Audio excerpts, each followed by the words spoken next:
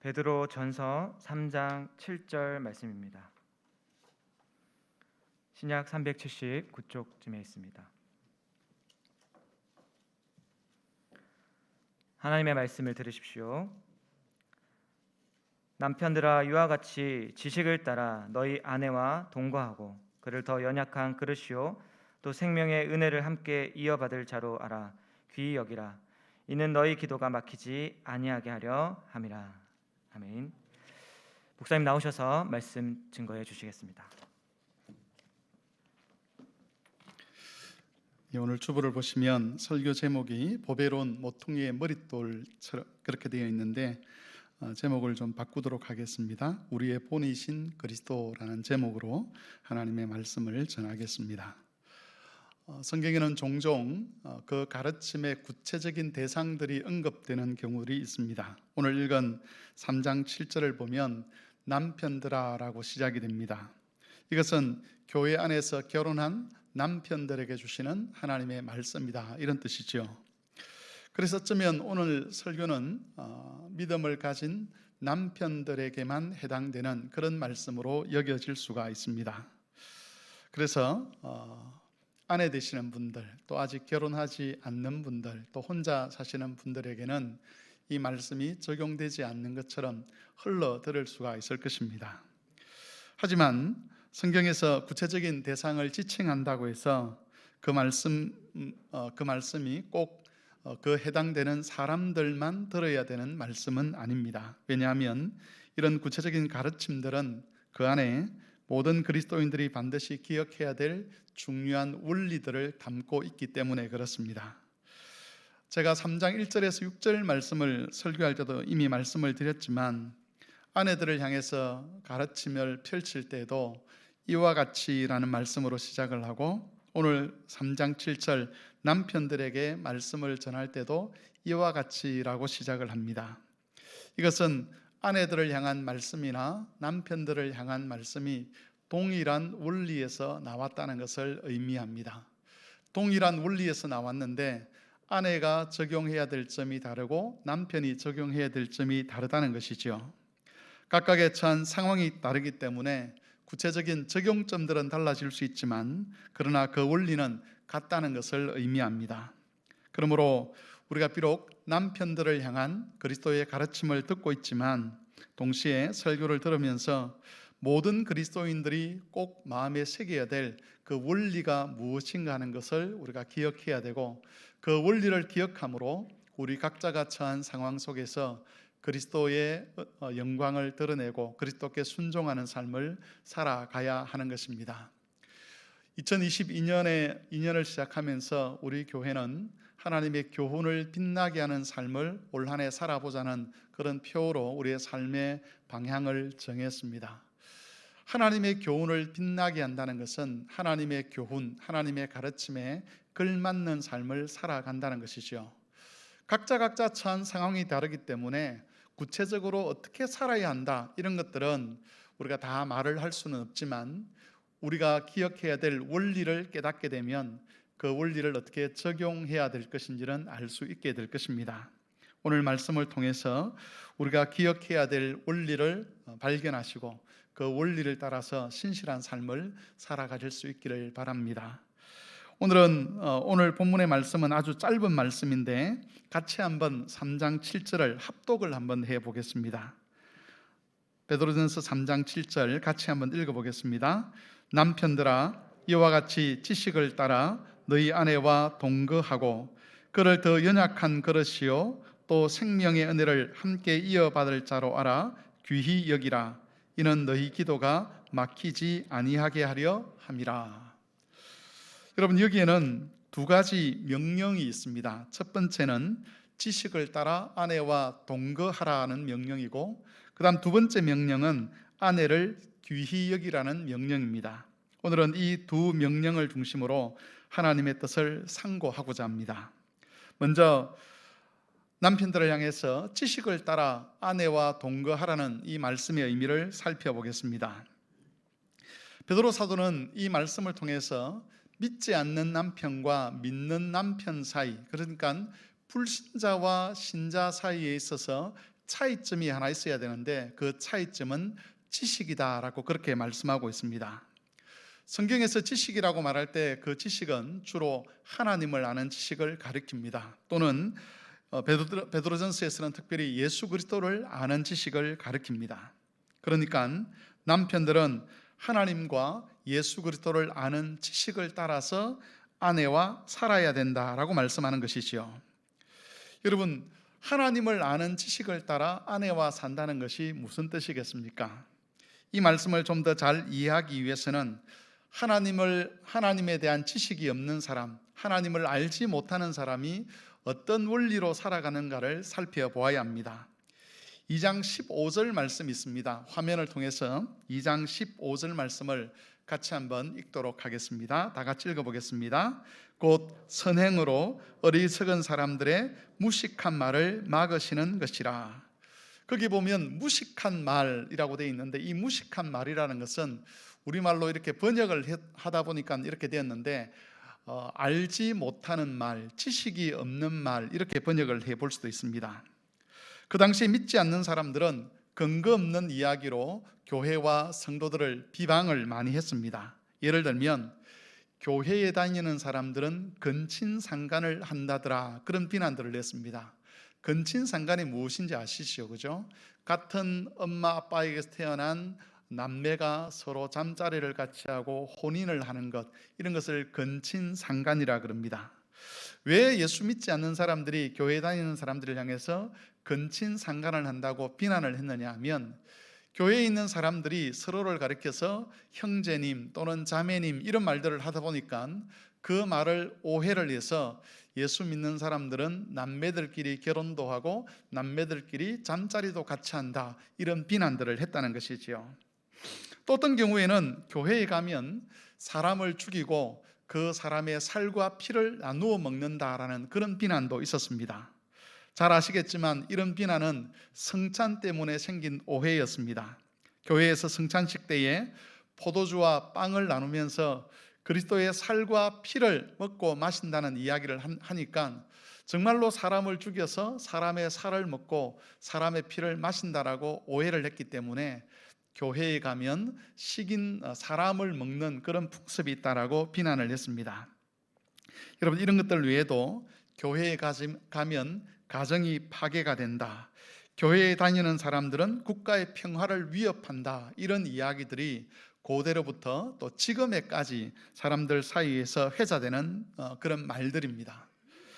여러분, 비록 사도는 믿지 않는 사람들이 이런 비방을 하고 있는데, 이런 비방을 하는 이유가 그들이 하나님을 알지 못하기 때문이다라고 말씀하고 있습니다. 그들의 말이 무식한 말이다라고 이야기를 하는데, 제대로 번역을 하면 하나님을 알지 못하는 말이다, 이런 의미죠. 하나님을 알지 못하기 때문에, 또 하나님이 주신 교리가 무엇인지 알지 못하기 때문에, 구원의 도리가 무엇인지 알지 못하기 때문에, 알지 못하는 상태에서 겉으로만 교회를 바라보고 겉으로만 교회를 지켜보았기 때문에 이런 악한 말로 교회를 비방한다는 것이죠. 그런 비방들 앞에서는 우리가 이렇게 설명을 하고 저렇게 설명을 해도 세상이 그 비방을 멈추지 않을 것이다. 그러니 너희가 선한 행실을 통해서 차라리 그들이 그 비방을 하지 못하도록 하라는 것이 2장 15절의 가르침입니다. 여러분, 다시 3장 7절로 돌아오면 남편들에게 지식을 따라 아내와 동거하라라고 말씀하실 때에 이 지식을 따른다는 것은 하나님을 알지 못하는 사람들처럼 그렇게 해서는 안 된다는 겁니다. 하나님에 대한 지식이 없는 사람들처럼 해서는 안 된다는 것이지요. 하나님을 알지 못하는 사람들은 겉모양만 가지고 또 잘못된 정보와 기준을 가지고 아내를 대할 수밖에 없습니다. 그 결과 사도 베드로가 살던 그 당시에 여자들은 남자들의 소유물로 여겨졌습니다. 여자들은 남자들보다 전능하다고 여겨졌습니다. 그래서 마치 자기 여러 재산을 다루듯이 여자들도 그렇게 다룰 수 있는 대상이라고 본 것이지요. 그렇기 때문에 그 당시에는 여성들의 인격이 전혀 존중을 받지 못했습니다. 또 학대와 폭력이 일상적인 일이 되곤 했었습니다. 여러분, 이런 상황에서 베드로 사도는 믿는 남편들을 향해서 하나님을 아는 지식을 따라서 그 지식에 근거해서 아내와 동거하라라고 가르쳤습니다. 이 말은 하나님이 남자와 여자를 어떻게 만드셨는지, 하나님께서 남자와 여자를 각각 어떻게 여기시는지, 남자가 사람의 형상으로 지어졌다는 것, 그리고 그 남자의 갈비뼈를 통해 아내를 만드셨다는 것이 어떤 의미가 있는지, 왜 아내와 남편 사이에 이런 불균형이 생기게 되었는지, 이런 것들을 다 알고서 그 지식을 근거로 아내가 어떤 사람인지를 파악하고 그 아내를 대우하라는 그런 말씀입니다. 아마도 베드로 사도로부터 권면을 들었던 이 사람들도 하나님을 알지 못했을 때에는 자기 아내를 자기 소유물로 생각을 했을 것이고, 또 어떤 경우에는 아내를 학대하기도 하고 또 아내를 폭행하기도 했었을 것입니다. 자기 부인의 인격을 존중하지 않아도 된다는 그런 생각들을 했을 것입니다. 하지만 이제 그런 알지 못하는 자의 기준을 따라서 생각해서는 안 되는 것이고, 또 알지 못하는 자의 기준을 따라서 아내를 대해서도 안 된다라고 말씀하고 있습니다. 이제 믿는 사람이 되었으니 하나님을 아는 지식, 또 하나님께서 베풀어 주신 그 구원의 도리를 아는 지식, 특별히 예수 그리스도께서 우리를 위하여 십자가에 달려 죽으셨다는 그 은혜를 아는 그 지식에 근거해서 새로운 기준을 세우고, 그 새로운 기준을 따라서 아내를 대하고, 그 새로운 기준을 따라서 아내에 대한 태도를 결정해야 된다라고 하는 것이 베드로 사도의 가르침입니다. 성도 여러분, 이것이 남편들에게 주시는 그리스도의 말씀이죠.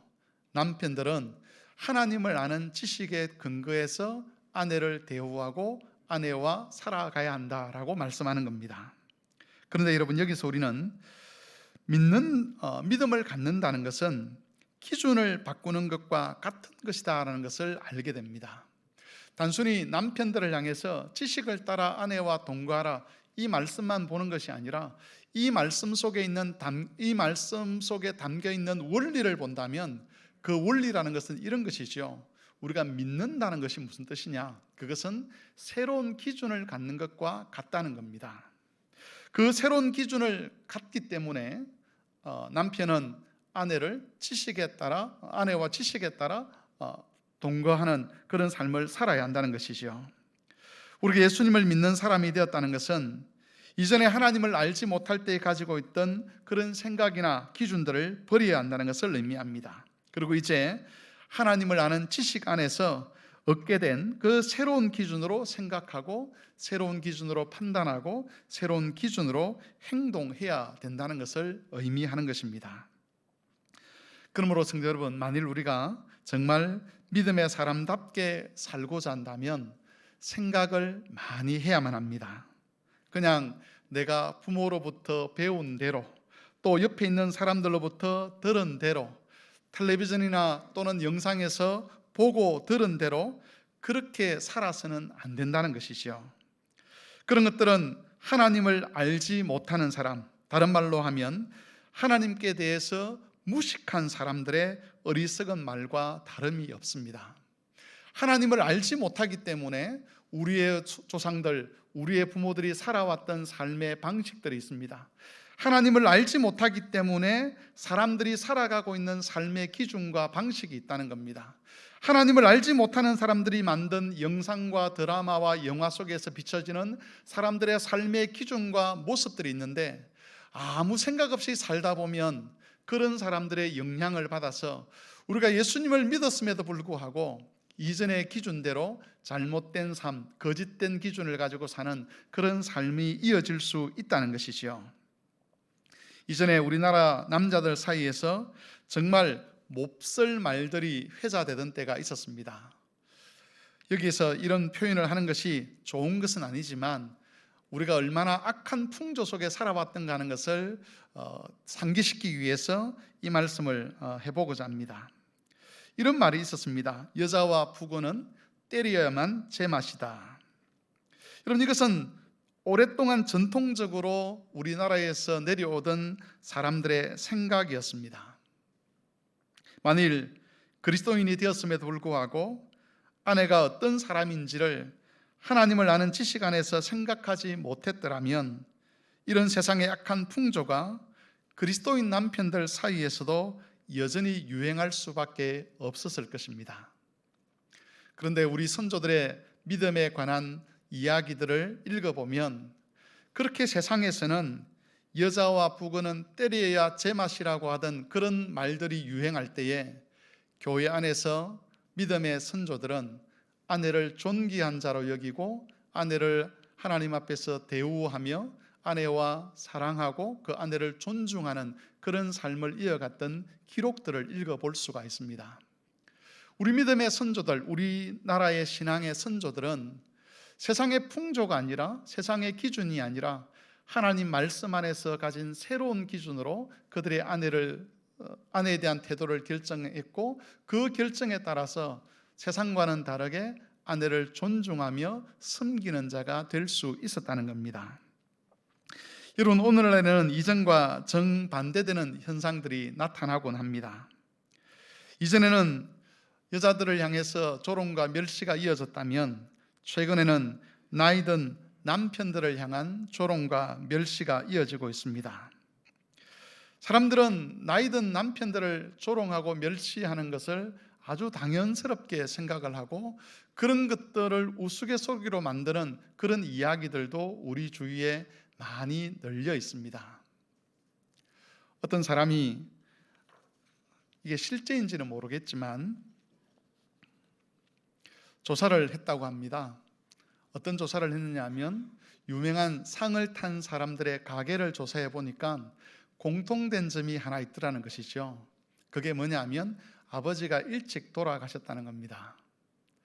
아버지가 일찍 돌아간 사람들 집안에서 훌륭한 사람들이 많이 태어났더라, 그렇게 이야기를 하면서 죄송합니다, 50 이상 된 남자들은 빨리 죽어야만 자식들을 훌륭하게 키울 수 있다라는 그런 말들이 사람들 사이에서 회자되는 것을 제가 들어본 적이 있습니다. 이것은 오랫동안 일을 하고 또 가정을 위해서 고생한 그런 남편들을 조롱하는 말들이고 존중하지 않는 그런 세상의 풍조를 나타내는 말들이죠. 우리 그리스도인들은 이런 세상의 풍조에 속아서는 안 될 것입니다. 이런 풍조들이 만들어내는 기준, 이런 풍조들이 만들어내는 말들, 그런 것들을 가지고 아내를 대하고 남편을 대하는 그런 어리석은 자가 되어서는 안 된다는 것입니다. 성도 여러분, 여러분들의 남편과 아내를 대우하는 지금의 방식은 어디서부터 온 것인지를 잘 한번 확인해 보시기를 바랍니다. 그것이 하나님을 아는 지식 안에서 용납될 수 있는 것인지, 아니면 세상에서 배우고 습득한 그야말로 하나님을 알지 못하는 사람들의 무식함에서 비롯된 것인지를 잘 살펴보시기를 바랍니다. 우리는 하나님을 아는 지식 안에서 새로운 기준들을 배워가야만 합니다.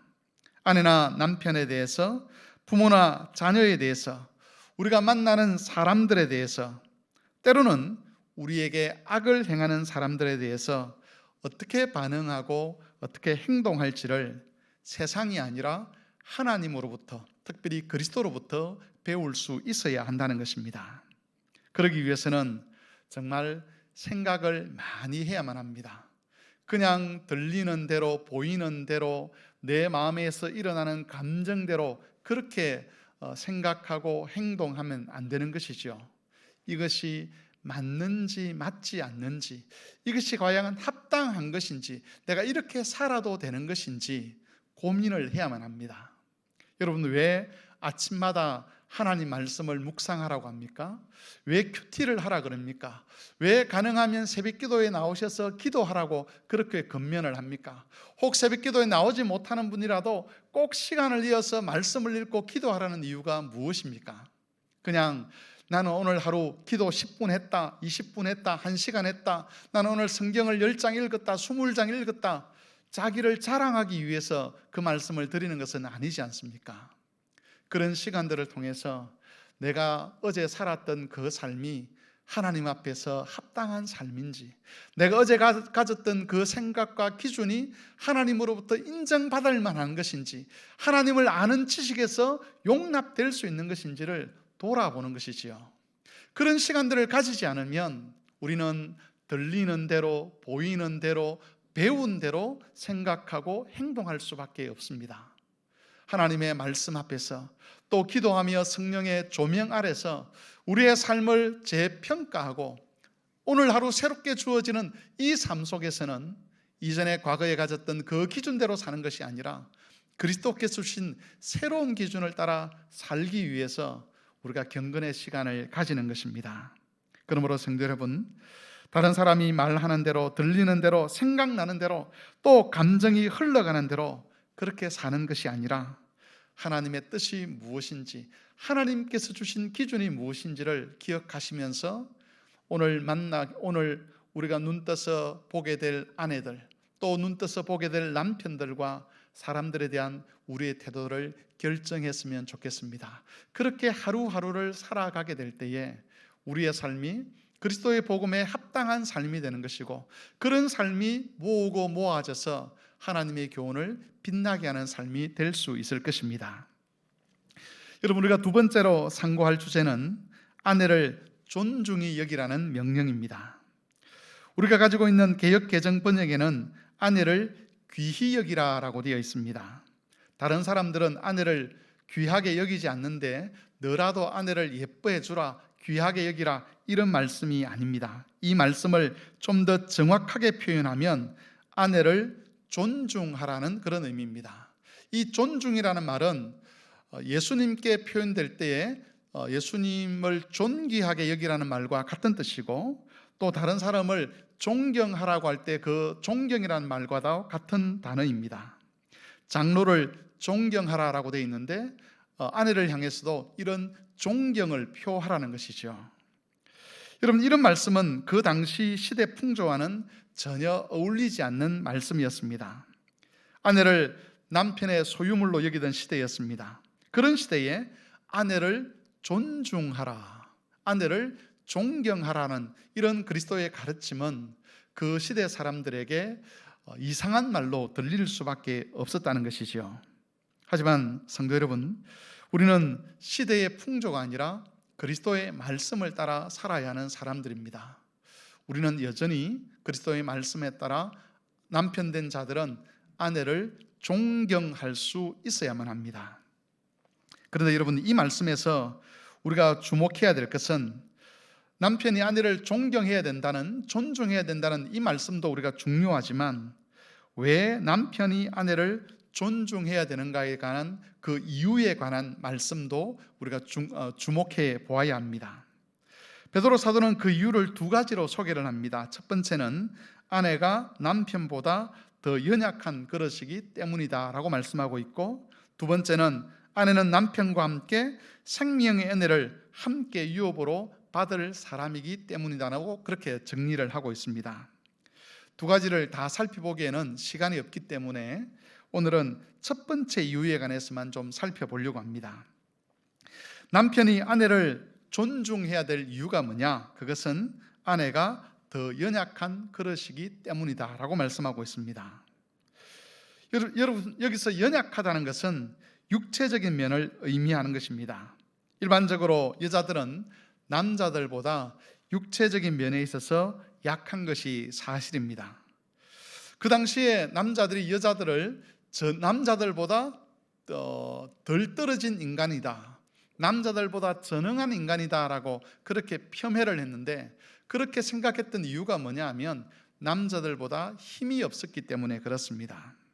만일 여자들이 힘이 남자들과 비슷했거나 아니면 육체적인 면에 있어서 여자들이 남자들보다 더 뛰어났더라면 절대로 여자들을 남자들의 소유물로 여기는 그런 일들은 일어나지 않았을 것입니다.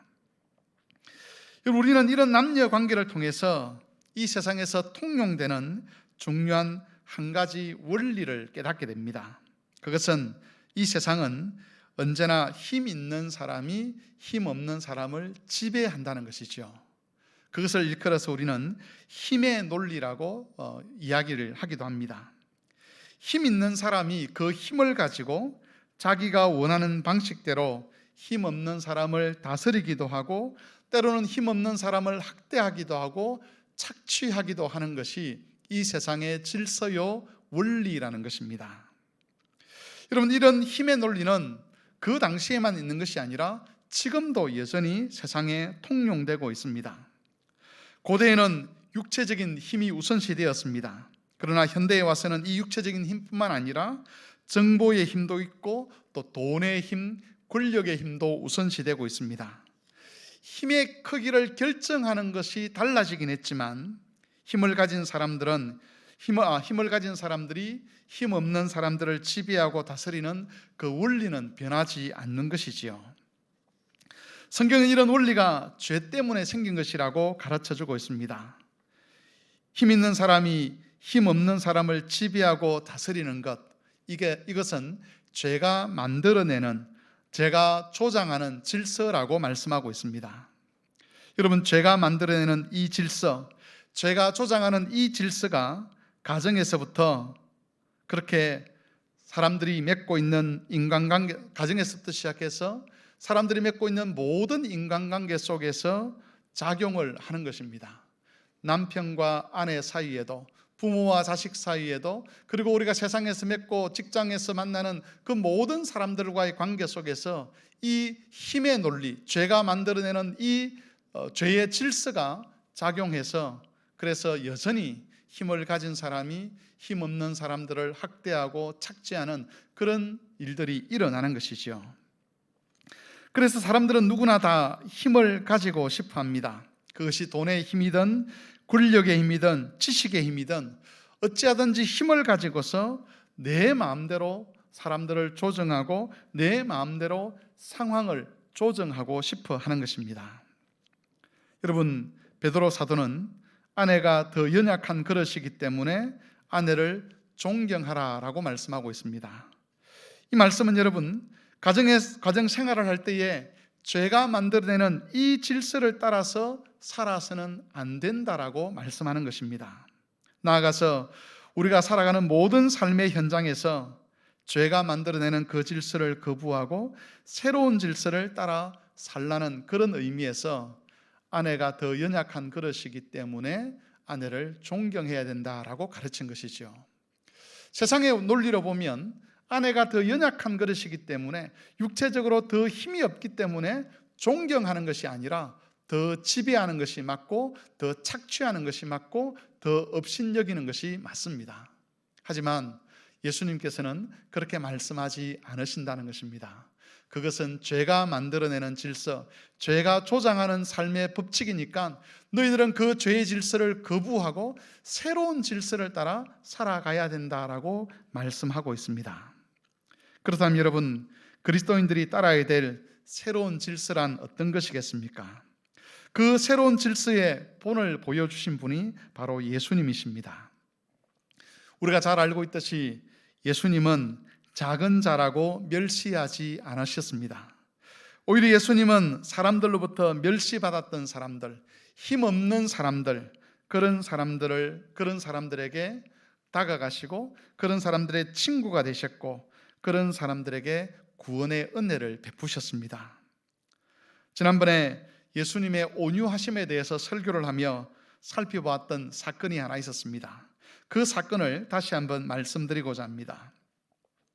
예수님이 여리고성을 지나가실 때에 맹인 두 사람이 예수님이 지나가신다는 소식을 듣고 크게 예수님께 도움을 구하는 그런 소리를 지르게 됩니다. 다윗의 자손 예수여, 우리를 불쌍히 여기십시오라고 그렇게 예수님을 향하여 소리를 칩니다. 이 맹인들에게 있어서 예수님은 유일한 소망이었습니다. 평생을 맹인으로 지나면서 고통을 받았습니다. 사람들로부터 멸시를 받았습니다. 그런 상황 속에서 자기들이 겪고 있는 그 고통을 해결할 수 있는 능력을 가진 예수님이 지나간다는 소식을 듣고 정말 죽을 힘을 다해서 예수님, 우리를 불쌍히 여겨주십시오라고 소리를 쳤습니다. 그때 예수님과 함께 가던 사람들, 아마 제자들이었을 것입니다. 그 제자들이 맹인들을 향해 다가가서 심하게 그들을 책망을 했습니다. 그들은 예수님의 길을 이 하찮은 맹인들이 막아서서는 안 된다라고 생각을 한 것이지요. 그 제자들의 눈에 그 맹인들은 하찮은 존재에 지나지 않았습니다. 그들의 눈에는 맹인들이 가지고 있던 그 절박함들, 그들이 살면서 당했던 그 고통들, 그것들에 대해서 아파하고 공감하는 마음이 없었습니다. 하지만 예수님은 그러지 않으셨습니다. 예수님은 그 맹인들의 소리를 들으셨고 그들을 부르시고 그들에게 구원의 은혜를 베풀어 주셨습니다. 예수님은 그들의 아픔을 알고 계셨습니다. 예수님은 그들의 서러움을 공감해 주셨습니다. 그래서 가던 길을 멈추고 그들을 부르시고 그들에게 구원의 은혜를 베푸신 것이지요. 여러분, 맹인을 책망했던 그 제자들의 태도는 죄가 조장하는 질서를 따르는 태도였습니다. 그 질서에 따라서 그들은 맹인들을 폄훼했고 그들을 무시했습니다. 이것이 바로 강포함입니다. 하지만 예수님은 그런 질서를 거부하시고 힘없는 맹인들에게 자비와 긍휼을 베풀어 주셨습니다. 그것은 강포함과 대비되는 예수님의 온유함입니다. 죄가 조장하는 질서를 따라 살게 되면 우리 삶에서 강포함이라는 열매가 맺혀지게 됩니다. 반대로 예수님을 따라 예수님을 본받는 삶을 살게 되면 온유함이라는 열매가 맺어지게 됩니다. 여러분, 우리가 새 사람이 되었습니다. 하지만 아직 우리에게는 옛사람의 흔적들이 남아있는 것이 사실입니다. 바로 그 옛사람의 흔적들 때문에 우리는 자주자주 죄가 조장하는 질서를 따라 살고 싶은 욕망을 갖게 됩니다. 큰 소리치고 싶은 욕망, 내가 잘났다고 자랑하고 싶은 욕망, 힘을 키워서 다른 사람들이 나를 무시하지 못하도록 하고 싶은 욕망, 나아가서 다른 사람들을 내 마음대로 조정하고 내 마음대로 움직이고 싶은 그런 욕망들을 가지고 있는 것이지요. 여러분은 그래 보신 적이 없습니까? 전도회 회의를 할 때에 누군가가 내 의견을 묵살한다고 여기면 속에서 분노가 솟아오르고 내가 어쩌든지 힘을 키워서 저 사람들을 내 마음대로 한번 해보고 싶다는 그런 생각을 가져보신 적이 없습니까? 어떤 일들을 하는데 상황들이 내 마음대로 움직여지지 아니하고 사람들이 내 뜻대로 움직여지지 않는 것 때문에 속에서 분노가 일어난 그런 적은 없습니까? 사실 내가 좀 힘만 가지고 있었어도 저 사람들을 저렇게 내버려 두지 아니하고 내 마음대로 했을 텐데 내가 힘이 없어서 지금 이런 수모를 당한다고 그렇게 여겨본 적은 없으십니까? 가족들이나 아내나 남편들을 향해서 또 자녀나 부모들을 향해서 내가 원하는 대로 내가 바라는 대로 그렇게 사람들을 부리고 싶었던 그런 때는 없었습니까? 그런 것들이 다 죄가 우리 마음에서 일으키는 욕망이고 바로 그런 것들이 강포함이라는 것이죠. 여러분, 이제 우리는 그런 죄된 욕망들을 버릴 수 있어야만 합니다. 죄가 조장하는 그런 질서와 욕망들을 버리고 그리스도께서 보여주신 본을 따라서 다른 사람들에게 온유함을 나타낼 수 있어야 하는 것이지요. 사람들을 불쌍히 여길 줄 알아야 되고 긍휼을 베풀 줄 알아야 되고 자비를 베풀 줄 알아야 되고 용서할 줄 알아야 되고 용납할 수 있어야 하는 것입니다. 예수님은 자신을 십자가에 못 박는 그 죄인들을 향해서도 긍휼과 자비를 나타내셨습니다. 자기에게 악을 행하는 그 사람들을 향해서도 악으로 갚지 아니하시고 자신을 위협하는 그 사람들을 향해서도 위협하지 아니하셨습니다. 힘이 없어서 그렇게 하신 것이 아니지요. 힘이 없어서 당하고 계신 것만은 아니었습니다.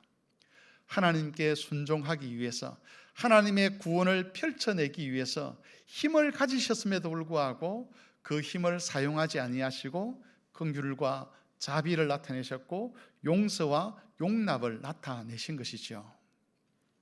성도 여러분, 이런 예수님의 모습이 우리가 본받아야 될 모습이라는 겁니다. 이 세상은 어찌하든지 힘을 키워서 네가 힘을 키워서 네 아내에게도 네 남편에게도 네가 힘 자랑을 하라고 그렇게 조장을 합니다. 아내에게도 남편에게서 밀려서는 안 된다라고 그렇게 우리의 욕망을 부추기는 것이죠. 교회 안에서도 마찬가지입니다. 교회 안에서도 힘을 키워서 네 목소리가 인정받도록 하라고 죄는 우리의 욕망을 부추깁니다. 그런데 우리는 그런 죄의 욕망을 거절하고 그리스도께서 보여주신 그 삶의 본을 따라 살아가야만 하는 것입니다. 이것이 바로 남편들을 향해서 연약한 아내이기 때문에 그를 더 존경해야 된다라고 말씀하신 의미입니다. 우리는 그 원리를 기억해야 되고 그 원리를 따라서 우리에게 주어진 삶을 살아가야만 하는 것이지요. 여러분, 말씀을 정리하겠습니다. 지식을 따라 아내와 동거하고 아내를 더 연약한 그릇으로 여기고 존중하라는 이 말씀의 핵심은 죄가 만든 그 질서를 따라서 아내를 대하지 말고 그리스도께서 보여주신 온유함으로 아내를 대우하라는 가르침입니다. 그러므로 그리스도인인 남편들은 이 가르침을 따라서 겸손하게 자기 아내를 존중하고 섬기는 삶을 살아야 할 것입니다. 하지만 여러분, 이 가르침에 담긴 원리는 남편들에게만 해당되는 것은 아닙니다. 죄가 조장하는 질서가 남편들에게만 영향을 끼치는 것은 아니지 않겠습니까? 우리 각자에게는 자신이 처한 상황에 따라서 다양한 방식으로 나타나는 죄의 유혹들이 있습니다. 우리는 그런 죄의 유혹들, 죄의 질서들을 거부하고 그리스도께서 보여주신 본을 따라 살아가야만 합니다. 그것이 무식한 말로 복음과 교회를 비방하는 사람들에게 구원의 빛을 비추고 또한 하나님의 교훈을 빛나게 하는 삶이 될 수 있을 것입니다. 이번 한 주간 동안도 이 주님의 뜻을 마음에 새기시고 세상이 아니라 주님으로부터 배워서 주님이 주시는 그 삶의 본을 따라 성실하게 살아가는 성도들이 되시기를 바랍니다. 주님의 말씀을 생각하며 우리 같이 한번 기도하겠습니다.